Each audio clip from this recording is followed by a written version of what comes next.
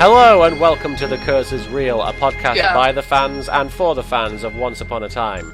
Remember, we will be discussing spoilers as it pertains to the first season of the show, and there will be foul language, including our names. Mine is Martin. Mine is John. Mike? That's so rude. Mine's Katie. Jesse. Oh. You guys are filthy. We're eternally I'm crowded. so offensive. Wow, this is going to turn into some sort of orgy now, isn't it? Because just sit there, oh, you guys are filthy. Talking dirty. And Mike has the sex reference lesson. Shut up! That didn't take long, did it?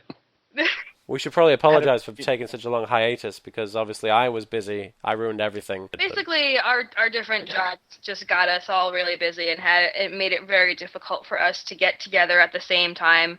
So we thought we were going to take a week off, and obviously that turned into like 5.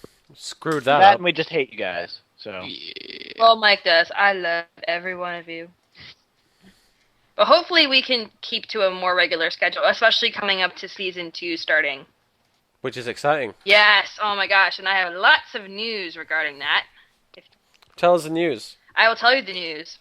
So, I'm glad you're going to tell us the news. this is the new YouTube comment. I'm going to tell you the news. There's lots of news. The new news. It's new. Tell us. It's pretty old news, actually. Yes, actually, it's like... But it's news. It's news for us. It's new news for us. Yes. So, And also news. I'll start with chronological stuff. On August 28th is when the DVD and Blu-ray of Season 1 will be coming out. There are clips online on the ABC Network YouTube channel. 2 are deleted scenes, and then 2 or 3 are behind-the-scenes interview type of things. And they look pretty cool. The 2 deleted scenes are really neat. One is Ricky. Do they show the origin of Super Pumpkin? No, sadly it doesn't. I'm hoping that there is an origin section in the behind-the-scenes stuff that we could see, and I'm sure Super Pumpkin will be featured, Martin. I heard there's an audio commentary by the Huntsman, and it's just... That's beautiful, Martin. I'm very moved right now. So, the official premiere date is September 30th at 8 p.m. Eastern Standard Time. So basically the same time that it aired normally, which was 8 o'clock on Sunday nights. So that's exciting. I really am looking forward to the DVD of Season 1. I actually think I will get it, because there's bloopers, there's deleted scenes, there's commentary of how they put all the fairy tales together and where they got the ideas from, and how where they started from, like the Snow White story, to build up into what we have now, and it sounds very, very interesting. So that's cool. I love that stuff. I love behind the scenes and stuff. Is there gonna be a Blu-ray? Yes, it's Blu-ray and DVD. Anyway, so Season 2, there's been tons of stuff leaked, and or not even, or officially leaked. I don't know. There's a lot of filming shots that have been released. Ooh. Including Snow and Charming, clearly in a fairy tale land gear. Charming's mom on set, and she actually looks wounded, like someone shot her. Wait, Charming's mom as in, hit the one he left? Her mom. Yeah, the one he left. Oh. Yeah. She's a bitch. There's photos of Jared. Is she a bitch? What? She's a bitch. Okay. She's not. Okay. Just because. How dare she mother children? How dare she mother? She couldn't get on her own. She is the I believe the grandmother of the Super Pumpkin. So. Oh, that's why she she's a created bitch. Henry indirectly. Oh. Damn, she is a bitch. I hate her now. Anyone related to Henry besides Snow and Emma sucks. The bitch is real. Right? The bitch is real. The bitch is real. So we have swearing and we have sex references in the first 5 minutes. That's beautiful. Both instigated by me. Yep. Yay. This just does not surprise anybody. Take me off the show and it all becomes PG. And boring. And Barney.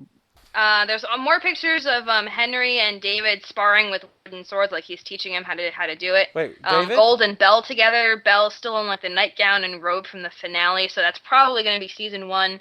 I mean, the first episode of Season 2. And also, I'm assuming this Shinko Walls is the guy's name. He's going to play Sir Lancelot, and he's been on set too. Also, Sebastian Stan and the girl playing his daughter were seen on set yesterday. So there's going to be a lot going on in the first few episodes. Sounds like it. Speculation from Tumblr. Wait, did you say Sebastian was on the set? Like the Sebastian crab? Stan. No, Sebastian Stan is the actor who plays the Mad Hatter. Oh, okay. I thought you were talking about like the crab from The Little Mermaid. Wait, was he? No, Was he? that would be great if he was in there. He in costume as the Mad Hatter? Yes. It was Storybrooke, and Charming was chasing him for some reason. Well, at least he's doing something this time. Yeah. Let's see. A bunch of new cast members. Julianne Morris is cast as Prince Philip, who's Sleeping Beauty's prince. Sarah Bolger is cast as Aurora / Sleeping Beauty / Anastasia. Anastasia? That's what Martin's calling her. He's like, Anastasia sounds like Anastasia. That's why. And what? That's why. Yes. And Jamie Chung has been cast as Mulan / Mulantahantis / Magnolia. Mulantahantis, that has to be the official name. Mulantahantis is canon in my world. A couple, and Michael Raymond James will be a recurring guest star, but no one knows what yet. And Colin O'Donoghue, I don't know how to pronounce the last name, which is... His name is Colin? Colin has been cast as Captain Hook. Oh, okay. Yeah, Dr. Whale is not Captain Hook. Colin, I don't know. I've heard... Colin. People say Colin Firth all the time. People say colon all the time when they're talking about people's colons. People seriously say Colin Firth? Sometimes I hear people around here saying it, yeah, maybe. Doesn't mean they're right. I know. Sorry. It's my turn to mess up a word this week. The colon is real. So based on a lot of the pictures and some of the spoilers given with like interviews and stuff around the internet for the past couple weeks, people have been pulling together pieces of what could be going on in episodes 1, 2, and 3, and 4. Episode 1 will be more cast-centric since the whole gang was filming, and a lot of reunions because there were a lot of pictures showing people reuniting with each other in Storybrooke. And then episode 2 will be the more Regina-centric episode because apparently Bailey Madison and Barbara Hershey were on set for that day shooting. Episode 3 will be around Snow and Charming. Do you want to specify the actors that you said before who they play? Oh, Bailey Madison is young Snow. Barbara Hershey is Cora, the Regina's mom. Oh. Yeah. Sorry. Then episode 3 might be more about Snow and Charming. Then episode 4, some people are saying it might be Rumpelstiltskin-centric, but it also might introduce Hook, or it could be a Hook and Rumpelstiltskin story. That's not quite as certain right now, but it's pretty interesting that we've already got an idea of that stuff. And then Balefire was involved in that. Yeah. Then some interesting things that are going to be dealt with in the first few episodes too. Belle, I didn't even think of this until I read it, and it makes total sense. Belle has been locked in an asylum this whole time. She has no idea what kind of world she's been living in. And so seeing like things like cars and stuff and modern and like the normal, city streets might be really scary for her. And so part of that, her character might be dealing with that. Emma also is going to be dealing with finally finding her parents, not the way she expected to, but something she always wanted, and now it's happened, and, that whole relationship. That's going to be kind of neat. And then, I already hit this one, but Charming / David chases after Jefferson in Storybrooke for some reason, and we haven't figured out why, but there have been pictures of that. So lots of interesting little tidbits about season 2 coming up. Well, if it's anything like his character in the first season, it's likely that he's going to have an affair with Jefferson. And now, hang on a second. Wait a minute. Mike wants all the hot women to get together, and Martin wants the attractive dudes to get together? I guess. Yeah, all we just need to do is change the name to Once Upon a Gay, and Well, I'll be Amazing. happy. No. Once upon a ship. Let's be real here.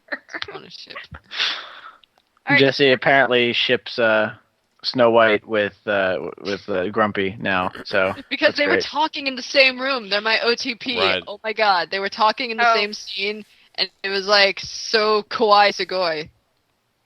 Weeaboos. Oh Such my a god. once upon a time weeaboo. God. Or once a But boo. that's Once They were Oh, God. You don't understand. So, do we have YouTube comments? We do have YouTube comments. We do. Were we done with the news, by the way? Were we done with that? Yes, I am all set with the news. That's all. The news Okay. is done. The news is over. The news The is new in news the is past. done, the But now old the news is done. all right, the new news is gone, and the news is in the past. What about Now the it's new time for the YouTube comments? new I will YouTube actually be passing off the YouTube comments to Jesse. Jesse, would you like to do the YouTube comments today? Tell us Yeah. about Comments? the YouTube comments. The new. YouTube. The YouTube. Okay. Alright, first comment. In concerns to that shiny goblet that Rumpel took down, it could be possible that it is the Holy Grail, because I noticed that they have cast... Oh god. Cinqua Balls, yeah. Walls. Cinqua Walls! As Sir Lancelot for Season 2. So potentially the whole Arthurian legend could take place here. Or it could just be a throwaway object or something else more significant that we find out about later. By Everay. Yeah, that's a neat idea, and that actually makes a lot of sense. And it would be kind of a neat, weird, dark twist if Rumpelstiltskin got the Holy Grail and was just kind of keeping it around. It would explain how he lived forever, I guess. Maybe.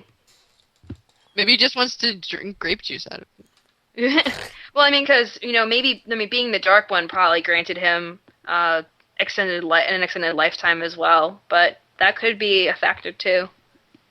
I don't think it's the Holy Grail, if only because, like, the Holy Grail seems like way too much of a religious artifact to me. I mean, Sir Lancelot isn't strictly he is a made-up character. He is a fictional character, and everyone will agree with that. Nobody actually believes that King Arthur was a real dude. Well, there goes my religion. But the Holy Grail is kind of a more significant thing. I don't know. I mean, Indiana Jones is one thing, but I don't think they could stick that into a show like Once Upon a Time, and I don't know. It would feel weird to me. It would be like searching for like Jesus or something. Well, and considering that, and the episodes that we watched for this week too, they say, "Oh my God," as in like a polytheistic religion, and Holy Grail is pretty Christian, isn't it? It's a very Christian. Yeah. It would be very weird if Jesus' Holy Grail thing existed in a different dimension. What if For some reason. Pocahontas is Jesus? Big reveal. I think Dr. Whale is Jesus. Oh, that's so good. Oh, But I think Dr. Whale might actually be Judas. yeah, that's it fits him better. Better as Jesus.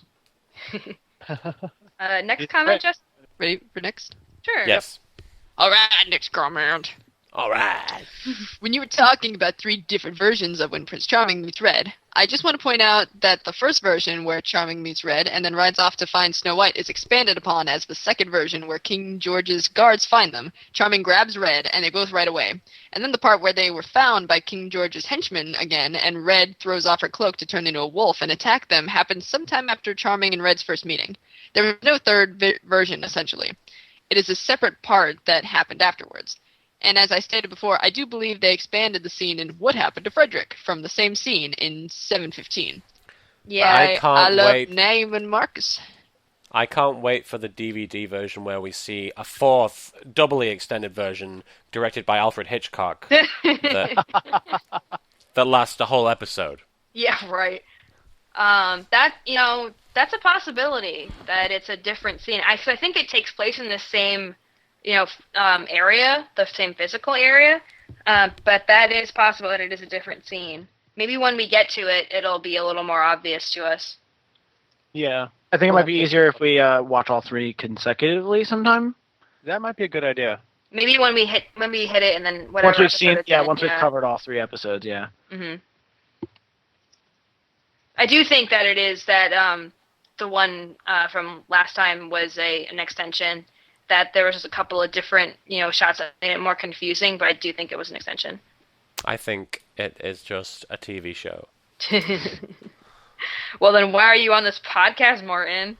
I know, right? How can you honestly Martin, call yourself a Once Upon a Time weeaboo? I don't know. How dare you? Off of the show. Okay. Off with his show. Off with his show. Alright. Okay, next one? And the final comment is, I think that the only change that August made to the book was to add his own story, the story from Pinocchio. That scene, the one with Charming and Red, the first time you don't see Charming run off without Red. What? Oh, so he's saying he didn't add the red stuff. It's possible, but I'm pretty sure that the section that he was adding to the book was that fairy tale about the golden bird. That's the thing you see him adding in the scene, but that doesn't necessarily mean that's the thing that the writers intended him to add. And it's also not necessarily the only thing he's done. Yeah. Yeah. Also, that comment was by Yingfa Dono. Okay. What? That is the name. That is how I pronounce it. He might have also drawn naked pictures in the book, and we just don't know about it. Yeah, because he was sewing. He had like physically put the whole book back together. He had re-sewed the whole thing. I want to know is like, wouldn't Henry know that the book had been tampered? Well, with? yeah, he in one of the future episodes that he realizes it, he'll come up to Emma and be like, "Emma, someone changed the book," and it might have been in the following two. Oh, that's right. Didn't he say what story it was that was changed? Well, yeah, he said that Pinocchio was added, but he didn't say if any of the other stories were altered. Interesting. It's true. Yeah. Although, which one of you pointed out that if you look at the artwork in the book from the very beginning of the series and the artwork from the book fairly late on in the series, Probably the images Katie. become more clear? It's probably Katie. I think it was me, yeah. I think it was. Yeah, that the images... We haven't seen the book for a while, really. I know. Illustrations, so... but yeah, I do think that the illustrations become more detailed as the season goes on. That might just be a change that they did. In art style. Because, yeah. Because some shows do that. Mm-hmm. All right, should we get to the episodes? I guess. No. I should warn you in advance. I haven't seen these, so I probably won't have that much input on them. But You guys haven't have seen them seen recently. You have seen the episodes. I have seen the episodes, yeah. So who knows? Maybe I'll have the most to say about them. That's okay. The notes are there for a reason. I've been holding it in all this time. The notes are real. The thoughts are real. So Mike, take us to the land of fairy tales. I will do that thing. To the land. Alright, so Fairy Tale Land, episode 14, which is titled Dreamy. The blue fairy and another fairy that we've not been introduced to are in the clouds, and they have a conversation. We learned the pink fairy's name is Nova, and that she's on a mission to deliver fairy dust, and she's a bumbling idiot. And then we see that she drops some fairy dust by accident onto Earth, and it well, not Earth, but you know what I mean. The fairy dust gets absorbed by a dwarf egg, which hatches immediately earlier than all the rest of the eggs, and we find that it is Grumpy, but he is later named Dreamy for some reason, and that's the plot twist, kind of. You don't know why he's called Dreamy. He learns what his purpose is in life, which is to work and mine the diamonds, which get turned into fairy dust and stuff, right? Cocaine. Yeah, fairy dust, man. She's a drug dealer, actually. They don't go out and say it, but it's kind of... His name is actually Druggy. And Fairy dust, your first miracle's free. Oh, no. So Curse what's is your- real, man. Sorry, Mike. Continue. And one other thing, actually, that was of note is that right before Dreamy hatched, he had a dream about Nova, which was the fairy that dropped the dust. 1 year later, he knows his job pretty well, and Nova comes to collect the dust, and he bumps into her. And Where's my money? and falls for her, and she also is a bumbling idiot and almost loses all the fairy dust, but he rescues it for her, and she's like, "You're my hero!" In that voice, actually, and So I believe then Nova says that something about fireflies that she wanted to tell Dreamy, and Dreamy doesn't get the hint that she's trying to ask him out on a date. And so Dreamy goes to the bar and starts talking about it, and all the other dwarves are like, "You weirdo!" And for some reason, we see that Australian Belle is there, and tells him in an Australian accent that he's in love, and deciphers the girl language for him, and he realizes he wants to go and meet with her. So the next day, or rather later that day, right? Mm-hmm. He tries sneaking out, and of course, Stealthy, rest in peace. Stealthy, I cried my eyes out. No, Mike. Cried out of my eyes. What? He doesn't sneak out yet. He doesn't have to sneak out to see her the first time. Yeah, but Stealthy's still there. He's still there. Oh, you're right. So there is you're right. the aspect of sneaking because Stealthy is there. That's right. You're right. He doesn't sneak out the first time. He just goes, and then they Nova and Dreamy agree to fall in love and leave their jobs behind and everything, and run away together. And then he goes back and he's about to ditch all the dwarfs. And then Stealthy, rest in peace, finds Dreamy, and he says, "You know, if you try to sneak out, that's my thing." Motherfucker. And told me. And then everyone's awake because Stealthy friggin' talked. We're like, Stealthy! they so much for being quiet. So much for being stealthy. Damn it. That's pretty true. I didn't think of that. And then so then they all say goodbye to him, and he leaves, and on his way out, Bossy. That's just silly. Bossy the dwarf and the blue fairy get together and tell Dreamy that, no, you shouldn't do that. You're a dwarf. You should be a dwarf. And she's a fairy. She should be a fairy. And he's like, okay. And he goes and he tells Nova that he can't be with her. And he also tells her that Stealthy is not very stealthy. And that he's not dead. By the way, Stealthy's not dead. Stealthy's not dead, you. And I believe that's pretty much... Oh, right. And then he goes back to the dwarf mines and gets his axe, which was the thing that gave him his name. And it says that his new name is Grumpy. Grumpy. It's so sad. It's a really sad episode. It's a fucking pretty badass backstory for a character that is essentially just one of the 7 dwarves. Yeah, I really loved all of the neat thought they put into the whole dwarf beings in that culture. It was really great because I was just having a conversation with somebody earlier about how people try and make fairy tales all dark and gritty and that makes it interesting, but they kept the magic and they kept the sort of the fairy tale aspect of it and made it colorful and bright, but they made it down to earth and sort of kind of sad. But they kept they were very faithful to the character and they gave him an interesting origin and explained why he is the way he is, because I mean it could be very easy to just be like, oh, he's grumpy. So, but they also added eggs and Belle with an Australian accent. Well, that's neat though, because there have been other tales where there's been dwarves and whatnot, and they're all men, and so sometimes there was a deleted scene in Lord of the Rings where Gimli actually who's a dwarf, talks to Aowen, and he's like, well, there are dwarf women, but there are some people who think there aren't, and it's actually kind of a funny scene. But people try to explain that there aren't really any dwarf women who are shown in these worlds. And the fact that they're creatures that are hatched from eggs, where do the eggs come from? That's my question. But I'm just gonna say that I do not. There's a giant dwarf laying them. I don't envy the dwarf that has to lay those eggs. That's all I'm saying. You know what? It actually put me in mind of is an ant hive. Because the dwarves love to work and they're hatched from eggs, so maybe there's a queen dwarf ant. Queen. A queen dwarf.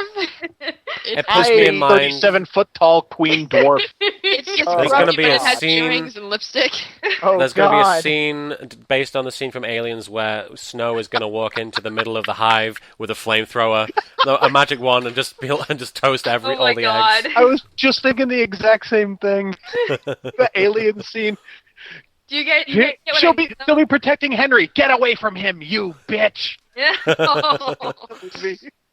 Does that make sense though, or am I totally off base? No, it makes sense. Yeah, it makes absolute sense. I'm just curious as to who the queen is, Yeah.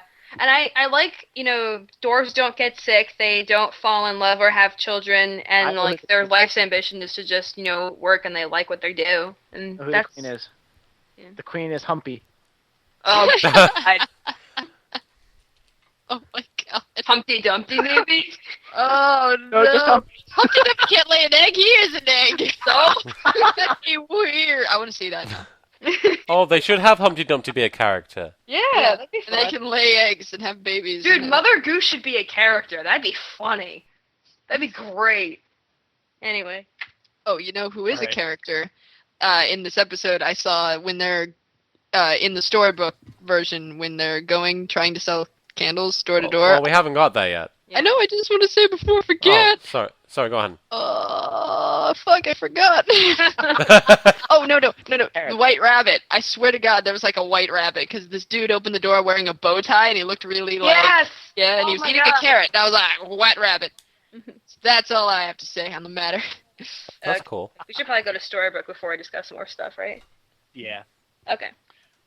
So over in Storybook, Leroy, grumpy, is sitting at Granny's diner eating, has a little run-in with a couple of the other dwarves, and kind of rude to them, and he gets up to leave. And Mary Margaret comes in, and she's organizing this thing called Miners' Day. Yay! And she needs volunteers, and everyone stops, stares at her, and goes right back to what they're doing. And Leroy goes to leave, walks up, and she's kind of looking at him. Maybe he'll volunteer. And he's like, "You're blocking the door. Don't you want to help?" Well, no. The only person in town that they hate more than me is you. And he leaves. So Emma is curious about what's going on. Mary Margaret leaves. She follows her out. And Mary Margaret says, well, no one's volunteering because I volunteered and there were 10 other volunteers and, well, they all quit. And gives her a little rundown of what Miners' Day actually is. And it's just some silly little local town holiday. And fast forward, and Leroy is going by the fair site there, constructing and putting up streamers and stuff. And as he's walking past the ladder, a bunch of sparkles fall down on top of him. Flashback to the fairy tale land scene. And this Astrid, a nun, who is Nova in this world, apologizes and, I was having trouble with the lights, and he offers to help. And he gets kind of this little happy glow on his face. Mm. And so he goes up the ladder and he makes the lights work. And she's all excited. Oh, you're my hero. No, I'm not. Oh, no, you're wonderful. And he says, no. Superman and flies away. Yes. Grumpy is Superman. Superman, Super Pumpkin, and Superman Super Henry, too, right? Oh, no. Does that mean No, Super Henry. Does that No, mean he's gonna never. Well, So Graham he's was gonna going to be eat Super Emma? Henry, and then he died. All right. So, next scene, Emma is looking at Catherine's abandoned car, and she's taking pictures, and Sydney shows up. What Sydney's doing there, who knows? So he starts taking pictures, and if I can get a scoop, this would be great. And they have a little bit of banter on maybe Catherine just walked off, and Emma opens the trunk, and Catherine's bag is there. Sydney goes, well, if you were just going to walk off and hitchhike, would you leave your bag? So Emma goes to start getting other records, and including phone records, and Sydney says, hey, I have a contact, I can get them. And she's like, oh, okay, that's good. And then David shows up, and Emma explains to him what's going on. And he doesn't really seem to know what's happening. Next scene, Leroy shows up at the volunteer center because, well, now he's seen this little Astrid, and he's all enamored with her. And he says he wants to sign up and sell candles. And overheard on the side is this argument is the mother matron is giving Astrid what for instead of ordering 12 canisters of helium, she ordered 12 dozen cases of helium, so 144. And that is most of the money that they had budgeted, and she has to fix that, and she tries to defend herself, saying, this is non-refundable, I can't get the money back. And the mother matron, no, this is a lot of money. You know what he's going to say, and no, you fix this. We can't miss our bills. We can't miss our bill payments. You fix this. She storms out. And Leroy goes over, oh, what's wrong? And she says, well, I'm an idiot, and I just spent all of the money from our monthly income, and now we can't pay our landlord, who is Mr. Gold. And she says, well, we need, this amount of money, and it'd take like 1,000 candles. And he says, oh, well, yeah, that's no problem. How many did you sell last year? She goes, 42. And he boldly makes a foolish promise. I'll sell all of them. Don't you worry. Next, David is talking about what might have happened to Catherine, and says, yeah, the last time I spoke to her was yesterday afternoon when I ended things, and I went home and her stuff was gone. And then they flash to a scene where Sydney's on the phone with Regina, and Regina's printing out phone records. She says, yeah, I got your phone records for you, and wow, there's some really interesting things. And fair guess, she's faking them, but she prints them out for him. The next scene, Leroy and Mary Margaret are sitting at this little booth. They're trying to sell candles, and no one's even coming over the table talking to them or anything. And Leroy says, you know what? We're doing the wrong thing. If no one's going to come to us to buy the candles, we'll go to them. And they go in this crazy door-to-door search trying to sell candles. And it's just a completely crazy...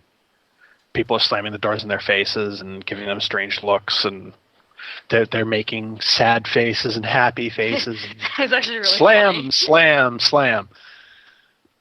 So they go back, and Leroy's going to tell Astrid we didn't get it, and he goes up there and he's like, so I have bad news. And then he has another moment of absolute weakness and says, the bad news is you guys are going to be really happy because I sold all of the candles. They're all gone. Mary Margaret standing off the side, her jaw just drops because they didn't sell a single candle. And she demands to know why he said this. And he says, oh, no, I can take care of it. Just give me till the end of the day. And she goes, you like her, don't you? And he gets very defensive, and she tries to explain, no, this is trouble. And no, I'll take care of this. This is my business. You don't get this. You don't do this. I'll get the money. And next scene, Leroy's out at his boat, which had been mentioned in Fairy Tale Land and carried over to Storybrooke. And he's trying to sell his boat for $5,000 to Mr. Gold. And Mr. Gold is like, no, it's not worth $5,000. $3 maybe. No, it's really worth $5. Or maybe you could have the boat if you forgive the nuns' rent this month. Let it get paid later, and then you'll have your money, and you'll have my boat, and they'll have their place, and everyone will be happy. And Gold becomes kind of hostile and explains that there's no way he's going to do the nuns any favor, and he looks forward to throwing them out if they ever miss. And Leroy's, what do you have against nuns? And Mr. Gold gets this very dark look across his face and says, that business is between us. Let's just say that we've had problems. And he refuses to deal any further, and he leaves. Leroy goes down into his boat, and he's kind of dejected, and Astrid shows up with this pie to thank him for selling all the candles and saving them. And he's kind of hemming and hawing, and she looks to the side and sees a box of candles under a tarp. She looks, picks up the tarp, and there are all the boxes of candles. And she gets the truth out of him, and she's very disappointed in him, and he's ashamed, and and leaves. Next scene, Sydney, talking with Emma, gives her the phone records, and look, at the top of the phone records is a call between David and Catherine that David insists didn't happen previously. And, it's right there, so she's like, something's not right. And Sydney goes, well, he's liked everybody, and don't worry, he's fooled better than you.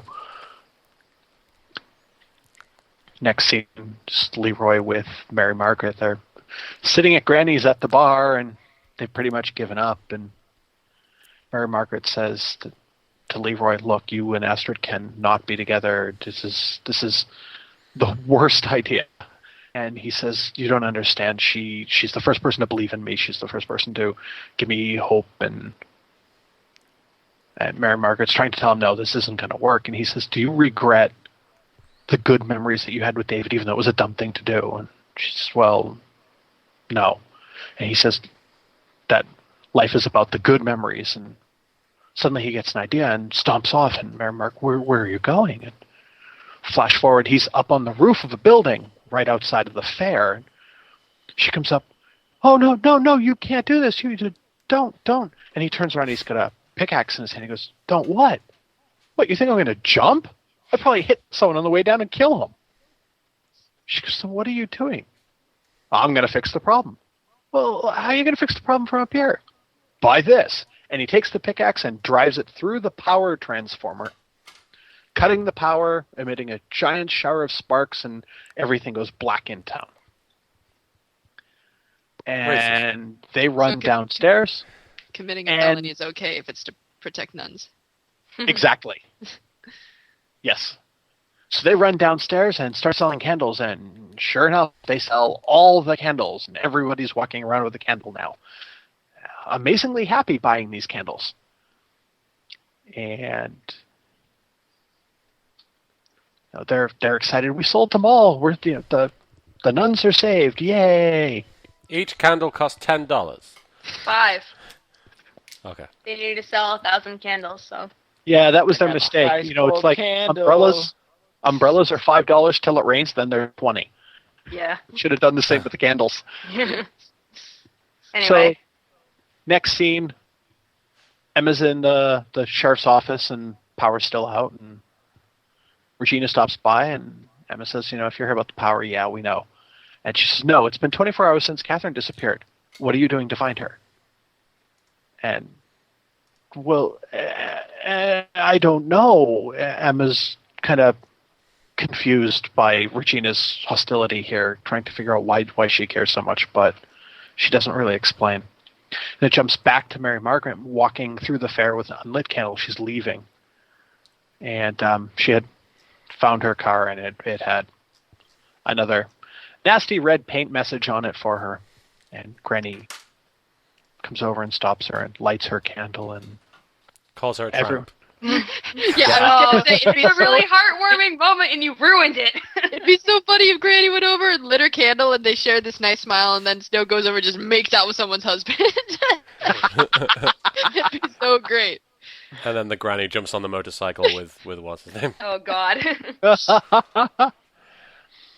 And everyone's standing around with their candles again, and David's there, and Emma shows up and goes, David, we need to talk, and you need to come with me. And everyone stops and stares. And she goes, you need to come with me. We have a problem. And she leads into the police car, and they drive away.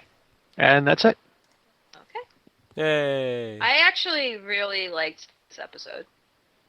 I liked the fairy tale line stuff. And, now, there's actual plot and storybook going on that isn't all about the whole, Mary, Margaret, Catherine, David love triangle thing, and also that part's also actually getting interesting now.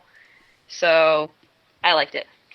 It's a good episode. I thought it was very heartwarming.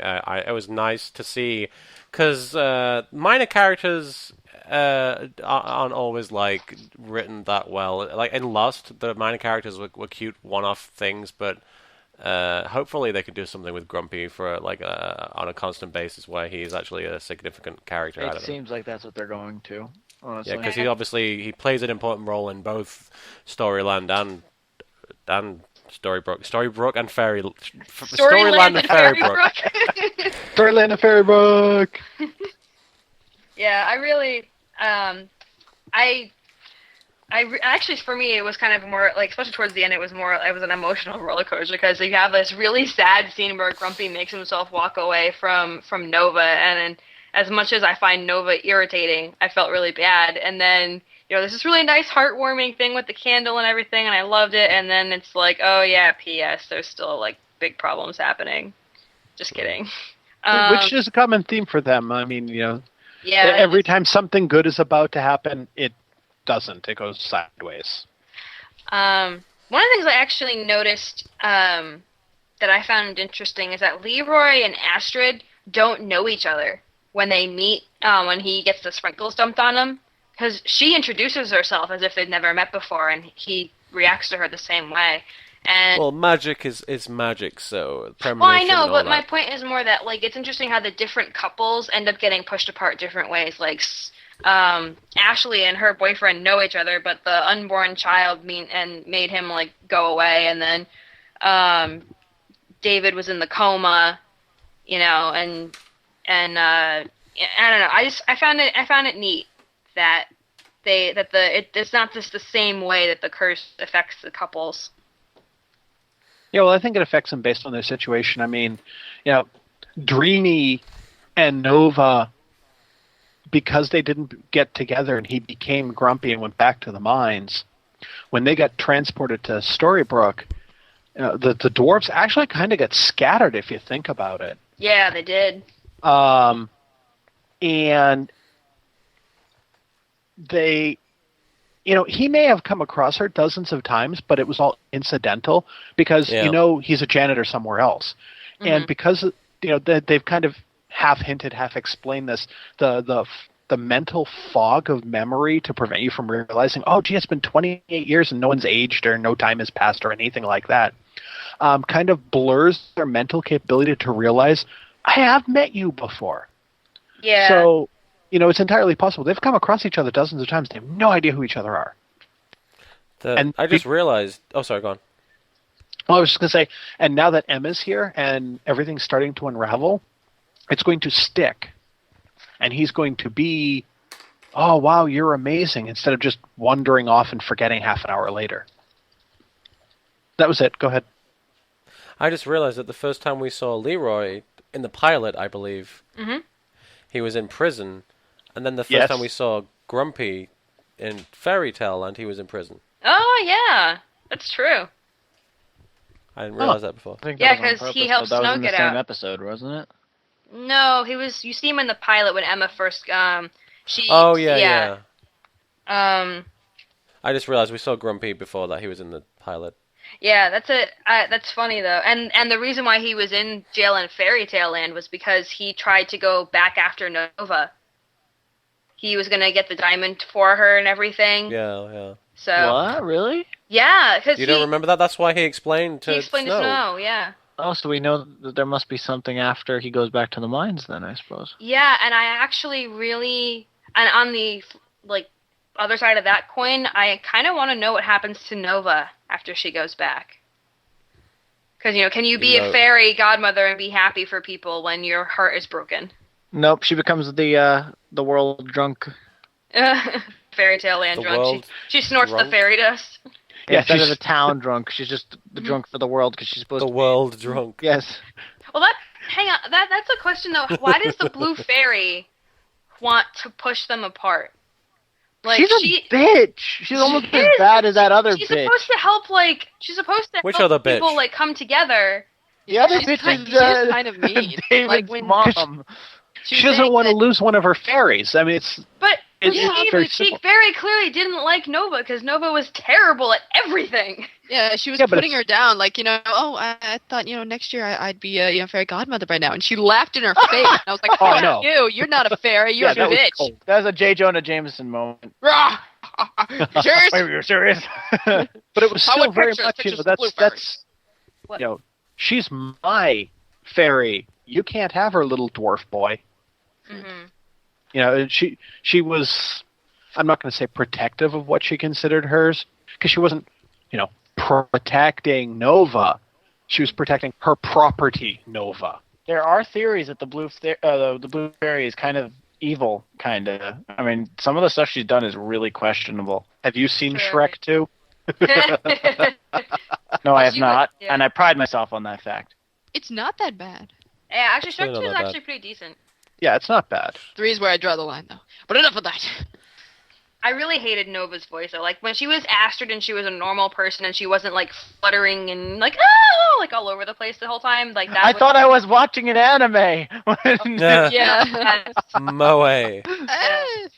Cool. Her more normal, lower-pitched voice sounded okay, even if it was a little wavery, but her Nova, high-pitched stuff, drove me crazy. I'm like, you can be a ditz and clumsy and, retarded without having a really obnoxious voice, too. That just makes me not like you immediately. I'm sorry, I'm really mean. I liked her as the episode went on, but the whole like combination was like was way too over the top to me. So I want to see what happens to her though. I really do. Did we ever find out if Regina did fake that phone call? Because I feel like it's never actually. I don't think it was ever explained. Yeah, it wouldn't surprise me either. But I mean, Regina printed the phone list from her office, from her computer. Mm-hmm. And really, does Emma know what that phone list looks like at this point? Regina could have thrown anything together. Yeah, and at the same time, though, in the next episode, we're going to see that David has, like, memory lapses again. And so it's possible that he could have made the call and didn't remember, but it's also possible that he didn't make the call and Regina faked it, and I don't remember if we ever resolved that. Maybe not. I don't think so. I don't think we did. Insinuated that Regina faked the phone call on the list on the printout, and that to cover for that, so that wasn't the only evidence. She did something to Charming to make him look like he was having these memory lapses, which is interesting. Did we ever find out why he ever did that stuff? No, but that's in the next episode, so we should. Yeah, like he has the one memory lapse, and it is actually a memory lapse, but I don't think it could have been something that she did to him. Well, I mean, the whole mind control thing when he's... But she doesn't have magic here. She has to really fight for the last scraps of magic. I know, that's what I'm saying, but that was magic. I don't think... He woke up from the coma the same way. He didn't remember anything that happened once he woke up afterwards. Well, what I'm saying is that whole thing might be magic, is what I'm saying. It might... I don't think so, though, because Storybrooke just didn't have enough magic, and she probably wouldn't have viewed it as important enough to. It might not be from Regina. Yeah, I'm kind of inclined to say it's his psyche of being the perfect hero fighting the curse. It could also be related to the fact that he was mortally injured when the curse took effect, so something of himself could have been... Because if he did fall into a sword wound went into him when he got changed. It could have been because he could have fallen into a coma or something, which somehow might have protected his mind or part of his mind. Well, that's exactly what happened, remember? Because when he wakes up, the curse hadn't had a chance to implant memories into him. Mm-hmm. So that's what I'm thinking, that some part of him is still there fighting. Yeah, exactly. He's at war with himself, he just doesn't know it. The real Charming is somewhere there trying to the real Charming, out. Which isn't his real name. Yeah. So, but we still don't know his real name yet. So maybe when he finds out his real name, he will know why he's having these memory lapses. Yeah. Did anyone else catch that the dwarves were whistling hi ho, and so was Leroy? Yes, I did. Yeah. Yes. And I actually really liked how the percussion underneath it, like in the score, kind of made it sound like different. I don't know. I liked it. Thought it was neat. It wasn't just a little happy tune. It sounded a little bit more purposeful, I guess. They're going to war. It was this real, like dun dun dun dun dun. Like it worked really well, but it gave it a different tone. It was the dubstep version. No.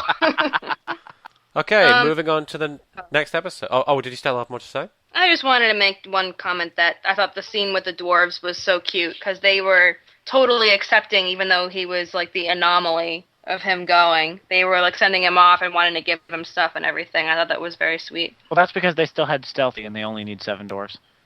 Well, they were 8 for a while. Right, but they only need 7 doors. Oh, okay. Otherwise, they have to start breeding again. They go back to Humpy. All right, that's all. Sorry. That's all right. Okay, moving on to episode 15, known as Red-Handed, and I believe I'm taking the fairy tale land. Mm-hmm. So it starts off with a guy knocking on a closed window, and a girl opens it, and it's Red. Ruby, as we know her in the real world, but it's Red Riding Hood. And they love each other, despite Granny not approving. And Granny calls her into the next room and says, there's a hunting party at the door. They're saying they want to go kill the wolf, as it's killed over a dozen sheep. And she says, it's only a couple more nights of a wolf's time, and they should let it be lest they get killed. Also, she tells Red to keep a hood on, because Red repels wolves. Obviously, a well-known fact. After they leave, Red says she wants to go with them to kill it, and Granny says, "You just want to go run around this boy, like Twilight style," and his name's Peter. And Granny and Red bolt up every entrance to the house, Night of the Living Dead style. And Granny keeps watch at the door with the crossbow, which is badass. And the next morning, Granny tells Red to check and see if the wolf got their chickens, and she goes out and discovers Snow taking a couple of eggs out of desperation in the place where the chickens are. I thought you were going to say taking a dump, and I'm like, what? Taking a dump. And she was also putting her butt on the fax machine, and faxing a picture of her butt to everybody in Fairy Tale Land. She's a tramp there too, apparently. And Snow says she heard something howling and took shelter from that in the cold. This must be pre-dwarves and everything. Yeah, I think this is like right after she runs away from the huntsman, to be honest, because she doesn't know how to track, she doesn't know how to handle herself in the woods, she's very uncertain of herself. Yeah. So she took shelter, and Red says, "Come inside," and introduces herself. And Snow says, "Someone's looking for her." So obviously it must be. And Red says she needs something to call her, and Snow says, "Mary, Margaret, Mary. No, just call me Mary. Call me Mary." And oh God. Red takes Snow to the well to get water before going back and tells her about the wolf. And she draws up the water, and it's red. And she turns to see that Snow has found a bloodbath. The wolf killed all the huntsmen somehow. Which is weird, because what... Oh, no, anyway. At a town meeting, Granny, Red, and Mary come in late, and Granny tells them the story of why she knows so much about the wolf. See, as a girl, her brothers and father went to kill the wolf. Kill the wolf. She went on the roof to watch it, and it killed them, and she fell off the roof and into the blood, and the wolf grabbed her, but then walked away. Snow and Red talk about Peter and their plans to run away, and Snow thinks Granny is using the terror of the wolf to keep Red inside and protected and shit. And Red decides to try and kill the wolf during the day while it's asleep. So she decides to go right then, with or without Snow. Snow and Red walk through the woods. Snow clearly can't tell what tracks are what, so Red explains what to look for, and they find these prints with a massive stride and follow them. And they discover the prints turn human as they go. Oh my god. And they leave right to Red's window. And Red tells Snow that Peter came to see her that last night before the killings. She says that Wolf's time happens once a month during the full moon, and they like to call it Aunt Flo. Yeah. Honestly, like the way this episode pans out. They surmise that he won't know when he's the wolf, and Snow says Ruby should tell him because he'll believe her. So she decides to go despite it getting dark soon, braving it. And Red talks to Peter and says, "We'll chain him down in case she's right and they can see." And Red says she'll stay with him the whole time. And Granny discovers Snow under Red's cape, demanding to know where she is, like Ferris Bueller, kind of. And Snow tells her about Peter and that she's got him tied up so he can't hurt her. And Granny's like, "Oh, you done fucked up now." And then we see Peter trying to talk to Red, who has become the wolf.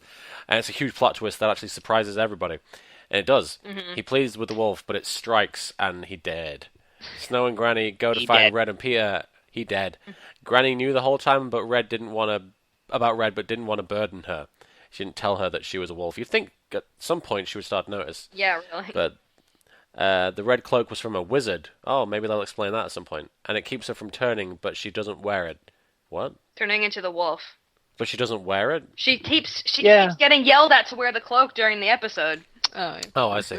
Granny's story was about Red's grandfather, who turned Granny into a werewolf as well. Is Granny a werewolf? Yes, she is. But she says during the episode that, which again, the Aunt Flo thing, it started when she hit puberty and it ended then when she got older. She's an elder woman. Doesn't have her period anymore. That's interesting. Yes, I noticed. I was like, They come upon the wolf eating Peter. Oh, damn. Granny uses a silver-tipped arrow to wound the wolf, which is going to be pretty painful for her as well, because it's her fucking granddaughter. Mm-hmm. And then is it her granddaughter? Yeah, her mom was also a werewolf, and she was the last wolf who was killed. Crazy. Mm-hmm. They throw the cloak over it as it's down, and it turns back into Red, but sadly, is she naked? No. Rubbish. Sorry. Rubbish, I'm telling you. I call bullshit. Red has no idea what's going on, but realizes what she's done when she burps and she tastes Peter in her mouth. No! And not in the way she wanted to. And then her granny says, "By the way, Peter's dead." Just like Stealthy. She sees that the corpse she sees that what she's done up completely. No, I know, but I'm just saying it's a callback to Stealthy's dead. Right. Right. And then she realizes the truth about what she's done when Snow tells her Peter wasn't the wolf. Hi, Peter and the Wolf. That's Anyway. why the whole that's why that they named him that. Yep. A hunting party is on the way, and Granny tells Ruby to run. Snow takes her and flees. And wasn't there something at the end where Granny was going to do something? No, she turned as if she was gonna face them. I guess. That's where it ended. Wouldn't it have been great to have an extra scene where she just takes down all the fucking huntsmen? I know. Though she can't turn into the wolf anymore. She said that her heightened sense of smell was still there, but all the other signs of it were gone. She also said that Red's turning started when she was 13, which puberty. Right. That can't be that's got to be on purpose. Yeah. Yeah. Of course it's on purpose. So, Jesse, would you like to do Fairy Tale Land? Or Storybrooke. Yes. No, Storybrooke. Fairybrook World. Fairybrook World Land. Let's do it. Is that a new amusement park? Yeah. Fairybrook Town Land Story Man Brook. Oh man, if they added a Once Upon a Time bit to Disney World, I think Katie might explode. You could eat Probably. super pumpkin pie and it would be wonderful. I would like that. Oh my god, you guys, we have to go to Yumacon together. We have to eat pumpkin pie together. One of the rides should be red. What? Yes. Oh god. Good. All right. So, Storybrooke, David has no idea about the phone call and insists that he didn't do anything to Catherine. Emma tells him to go home as she doesn't have a crime to arrest him. She doesn't have a crime to arrest him for, but tells him that he should get a lawyer. Ruby listens to August telling a story about Nepal and lemurs while Granny calls her, repeatedly, and she's just not listening because she's busy flirting and talking about lemurs. And Granny says she wants her to work Saturdays and learn how to keep the books because business is booming. And they argue, and then Ruby's like, I should be having adventures and being on my own, and lemurs! And she quits. And Mary Margaret catches up with Emma as she leaves the station. And Emma tells her to be prepared for people thinking that she and David could have had something to do with Catherine's disappearance, because they look really friggin' suspicious right now.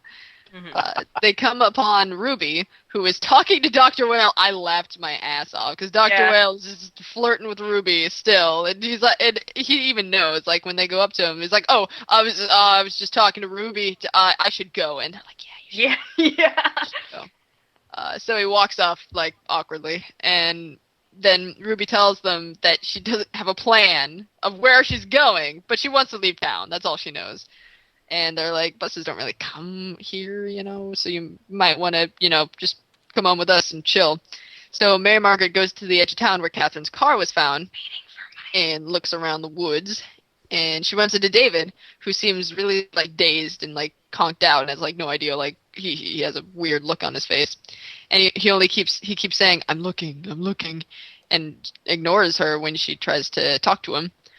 Henry goes through job listings with Ruby, and nothing seems to click for her until she answers the non-emergency phone call phone that makes calls on the phone, and helps a couple of people. Emma offers to pay her to help out and asks her to get lunch. And she's like, yeah, sure, I can do that.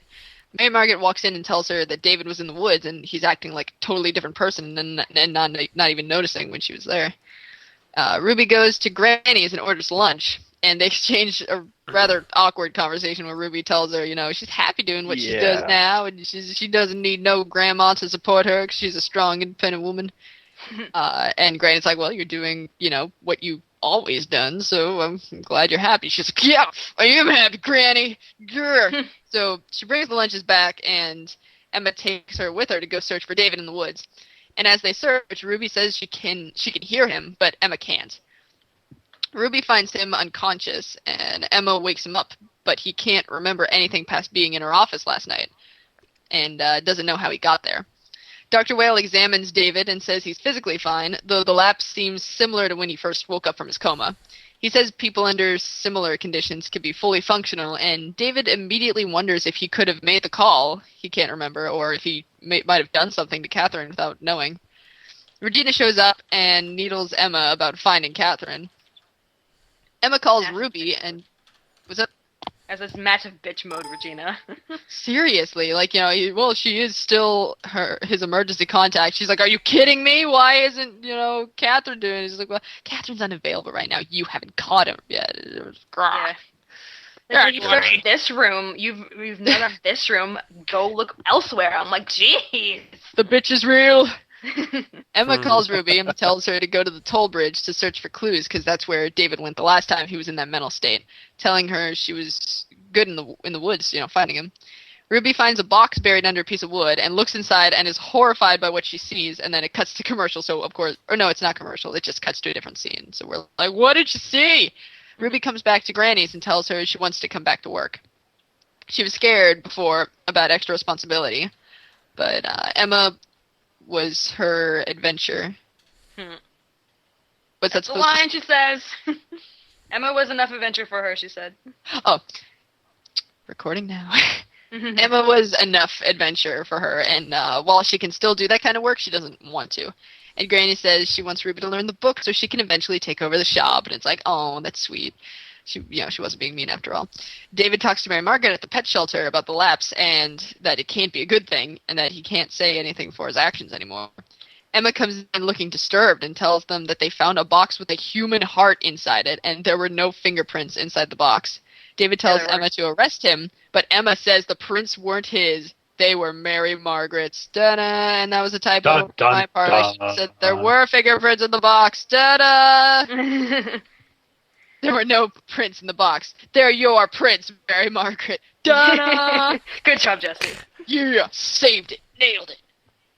So, yeah, I really liked this episode, too. Like, the storybook is finally matching, like, the fairy tale world stuff and how good it is. Yeah. Yeah. We have such interesting things to say. It just sucks though, the whole arc where Mary Margaret's, like, in jail and stuff, because I'm like, oh, no. I know, and it's like, it's really, like, you hate watching this happen because it really does look like a perfect net is closing around David and or Mary Margaret. And it's all Regina's doing. Because, you find that they say it's a human heart, and, like, immediately you're like, oh, Regina, because we know that that's, like, her thing. I wonder what villain takes human hearts and puts them in boxes. I don't even know. It was Captain Hook. Yep. Rumpelstiltskin. Right, exactly. Queen of Hearts.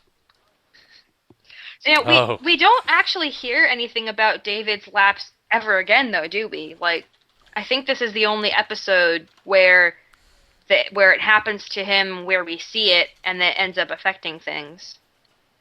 Am I wrong? I don't remember it in any future episodes or past ones. I don't know. Point. I was going to say that they refer back to it at some point. They might. I don't know. I also, at the same time, I feel like this episode and last episode, also the next couple, like, coming up, take place in a shorter amount of time than, like, the other ones. Yeah, I think there's been like definite time gaps between episodes, but now this seems to be like within days of each other, or like not even within like a day. But I would have liked if they don't go into it anymore. I would have liked to see them explore it a little more, maybe even try and figure it out or something. I don't know. So yeah, did anyone else notice? She mentions the Ogre Wars. Granny does. Mm-hmm. And she actually gives a time frame. She says it was just under 60 years ago, and all of her brothers were veterans of it, and they were, at the time, like, young adult to adult. They were probably all in, like, their early to late 20s, given that there were 7 of them. They had to have been a good, like, 10, 12-year spread, unless her mother was a baby factory. Could be. Oh, my God. Her mom is Humpy. Reveal of season 2. So, if you do the math, that means that somewhere between 60 and 70 years prior to the current, quote-unquote, current timeline in Fairy Tale Land would have been the second Ogre War. Is that the one Rumpelstiltskin would have stopped? No, she would have done the third one because it was Belle. Exactly. Belle was the third. So that gives us a point of reference between when Rumpelstiltskin was turned into the Dark One. Mm-hmm. And So maybe it was the second Ogre War that he was turned. it was either the first or the second war that he was turned, and then the third one is the one he shut down for Bell. So that I think it was the first, because if you remember, they mentioned the Ogre Wars, and they didn't call it the second Ogre War or the third. They said the Ogre War, which is kind of like I caught that reference too. Before World War II, there was only just the World War. The Great War. Well, it wasn't even. It was the Great War. The Great War. You're absolutely right. I caught that too. So I'm wondering that kind of gives us. He has been the Dark One for at least 70 years. And Bell's, the quote-unquote Bell's scenario could not have been that long ago, comparatively. Huh. So, that these little... That was just a throwaway line, really, but it gives us a good... It was definitely an extra point of reference. Mm-hmm. And then we said with Snow, she clearly has only been on the run for a short amount of time. She doesn't know her way around hunting. She doesn't know her way around tracking. Red has to show her, though. You can tell that Red is going to be the one who teaches her all these things, because Red could use a bow and everything too. Yep. Red is the Hawkeye of the group. Yes. Red is pretty badass. Especially, I mean, when they're both on their own, they really grow into badass characters. That Red character is a pretty cool guy. She eats her boyfriend and doesn't afraid of anything. Also, anyone weirdly think that she was more attractive when she was not a slut? Yeah, I would agree. Yeah, I'm not. I don't like the outfit they've got for her in Storybrooke. It's. I don't think it's attractive at all. Yeah. I don't like it. And I get what it's supposed to be. It's supposed to be slutty, but when she's a waitress. Yeah, I like her better when she's not a waitress. The slut outfit is very... it's too much. It's sexually exciting, but it really screams, "Hi, trollop, don't have any respect for me, don't show any... I'm not human, I'm just flesh." Shown. Exactly. It feels like something that somebody else has put on her, to me. I don't know. Well, kind of. Well, I mean, in this episode, she kind of comes into her own, like she kind of becomes more confident in herself. You can see, she's so nervous about screwing everything up and doesn't really have a lot of self-esteem. And then when she comes back into the shop at the end, the diner, she's much more self-assured. So maybe that's a lot of teenagers do this. They overcompensate for being really insecure. Is she a teenager? Well, I would say but she's young, but she's She doesn't go to school or anything, so. No, I'd place her in the 20 to 22 range, though. College. But she's still... Yeah, I mean... She wouldn't be in college, though, because if she was that kind of... Well, not There's no college there. But that's true, even so, it doesn't mean when you turn 20, your insecurities go away. She likes attention, clearly. We've seen, she was talking to August, and she was, kind of flirting. And the scene where they go to the bar with Cinderella, and she's like, "I don't see no ring on your finger. We could go flirt with guys." And she goes over to the bar and just starts flirting with guys. So she does like attention. So I can understand. She likes attention. But... that change in outfit and the change in look kind of says she's not overcompensating for herself anymore. She's more comfortable in her own skin. Yeah. Or fur. It's a character development episode. Yeah. Character development. Yeah, and then Peter and the Wolf thing. I actually did not catch that the first time I watched it. I know, right? You didn't? When I watched it, because I watched some of Once Upon a Time over again when I could before the finale, and then I caught it. But the first time I saw it aired, I somehow just did not catch that the Peter and the Wolf thing was supposed to be the red herring of the episode, basically. But it is cool that they made the Red Riding Hood a wolf. Yeah. Did anyone see the new Red Riding Hood movie? No. That looked like Twilight remix. I know, but I was just curious because I got the feeling from the trailers that they were trying to make. Wait, Red Riding Hood? I thought it was Snow White. It was before. No, there was a new Red Riding Hood movie. It was released right after one of the Twilight movies too. It was starring Amanda Seyfried or Seyfried or however you say wow. And it really did look a lot like Twilight in terms of how the boy-girl relationship was. Yeah, it really looked like Twilight now that I remember the trailer. I was getting the inkling that they were kind of implying that the girl was the wolf, so I was curious as to whether that did happen or not. If any of you had seen it, No. or whether like I mean, because that might have like I was curious as to whether this did it and without any influence from that or whatever. I don't know, because I think it was a pretty great idea for them to do that. Yeah, it really was. And I did not see it coming at all. And I actually didn't even get until, like, because Granny says, "Oh, that poor boy," and then you see, Peter yelling at Red as the wolf, and and some people who saw it got it right at that line, and I couldn't get it until I actually saw that she was the wolf again. I was like, "Oh shit!" I'm just glad that there was nothing to do with hoodwinked in this episode, though, because that was awful. Ugh. I have to admit that the show fooled me when like they showed when they showed Peter at the window and then they had the talk with the wolf. I was like, okay, I get it. Yeah, the boyfriend is the wolf. Whatever, I get it. I'm way ahead of you, show. And then LOL. Yeah.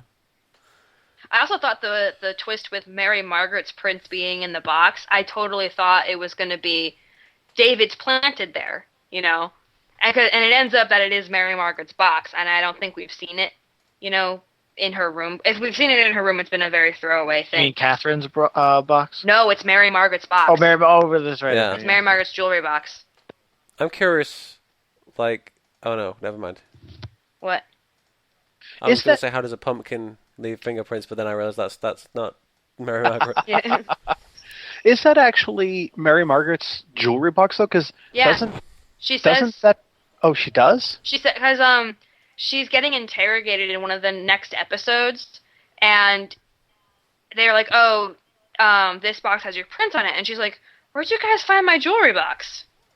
Oh yeah. Because that is in the interrogation, and they're like, "Well, this, yeah." And then, it's surmised that Regina came in with her skeleton keys and... Mike, do you want to explain what a skeleton key is again? It is a key from video games. It is clearly from video games. Totally Only video from games. video games. Anyway, any other notes from this episode? I don't think so. Oh, I liked that Ruby kept her heightened senses when she was in the woods, as like she probably had them, as Red when she was on her own in the woods and whatnot, because Granny had them too. But that was neat. That's another sense of bleed over from the other world. That she's running around in the woods with Emma, and once again, someone shows a trait from Fairy Tale Land in the real world. Maybe she was just making out with Emma vigorously off screen, and that transferred some of the magic. There we go, Mike. That would make sense. I have to say, because I mean, you think about it for a second. She heard him unconscious. Yeah. What? Yeah, exactly. It's not like he was peacefully snoring. As I was also thinking, though, that it could be, she works in the diner all the time. She doesn't really seem to be a girl that goes outside in the woods for a walk every so often, so she probably wouldn't have even noticed if she did have them. But Emma being with her might have been... Well, no, she had her... Well, it doesn't really say that she had the heightened senses when she found the box. She just went right for the river when she got out of the car. Yeah, she knew where the general area she was supposed to wander around in. Mm-hmm. So... I think it's interesting that, like, as somebody who watched the show in a large, like, I watched, like, I marathoned the first 18 episodes or so because they were already all available. But I think it would have been interesting to watch the show, like, completely blind as it was coming out, because I'm sure that Ruby was probably a character everybody was dying to see the backstory my God. told. Yeah, the fans were, like, were just so dying to see her episode. They were like, she's been in so many good episodes, and she's a neat person. Like, why have we not seen her backstory yet? And then that happened. So why have we not seen that a... first skirt? Why? That's what it sounded like you were about to say. To be fair, to my side. That's where your brain is, my dear. Oh yeah, such a shocker there. Nope.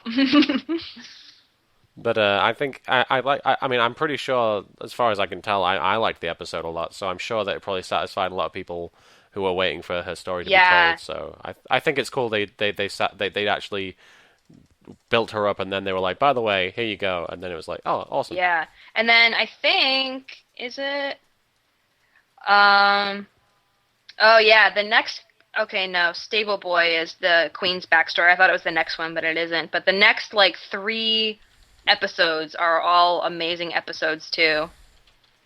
So, I don't Yeah, we've got some really good ones coming Yeah, up. this is, the chunk of, the best episodes of the show, in my opinion. Like episodes, 12 through 18. Don't they have the Mad Hatter one coming up? Yeah, actually, I think that's what we're going to be doing. We're going to be doing 16 and 17 next. And 16 is Heart of Darkness, which is the Snow White one. And then, Hatchwick is 17. Excellent. Yeah. Well, make sure that you get the fairy tale land section of that one, Martin. I appreciate it. I think that's about it, right? I think it is. I think so. We should say we may not record next week. It depends on our schedules, but we are almost positive we'll be able to finish season 1 before season 2 starts because we have plenty of time. Yeah, and if something happens and we don't have enough episodes, we can always do 3 episodes for one podcast or something and just speed things We'll up. finish. We will make sure we finish season 1 before season 2 starts. All right, so Should Martin, you want to take us out? Katie, will you take us out? I will take us out. So, we are Once Upon a Time fans, and you are listening to The Curse is Real. No, it's Is not. the curse real, The Katie? Curse is Real, and the new... No, according to Mike, it's not. No, well, there's That's according the to part. the new news, it is real. The bitch is Well, real. YouTube One of comments, the so. YouTube comments disagrees with your new news. Oh, well, okay. Humpy is my new favorite character. Humpy is. You know what? I realized it makes sense too that that Humpy would be related to Granny because look what Red turned into in story. Oh, God. But they're dwarves, they Right. wouldn't... Never mind.